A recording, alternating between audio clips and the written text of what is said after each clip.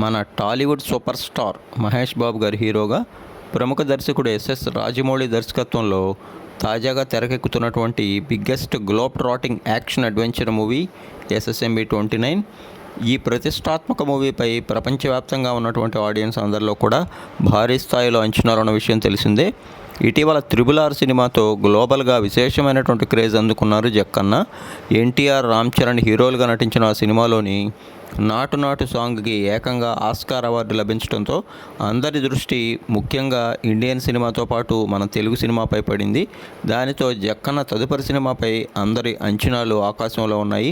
Tollywood biggest super star Mahesh Babu గారితో ప్రస్తుతం జక్కన్న చేస్తున్నటువంటి ఎస్ఎస్ఎంబి 29 మూవీపై అందరూ ఎంతో ఆసక్తికరంగా ఎదురుచూస్తున్నారు. జనవరి 2న ముహూర్తం జరుపుకున్నటువంటి ఈ సినిమా యొక్క షూటింగ్ అయితే ప్రస్తుతం వేగంగా జరుగుతున్నట్టు తెలుస్తోంది.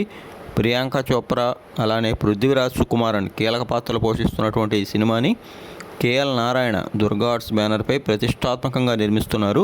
ఇక ఈ మూవీలో పలువురు హాలీవుడ్ నటులు కూడా నటిస్తున్నట్టు తెలుస్తోంది. త్వరలో ఏప్రిల్లో ఈ సినిమాకు సంబంధించిన అఫీషియల్ అనౌన్స్మెంట్తో పాటు అధికారికంగా ఫస్ట్ గ్లిమ్స్ టీజర్ను కూడా రిలీజ్ చేయనున్నారట.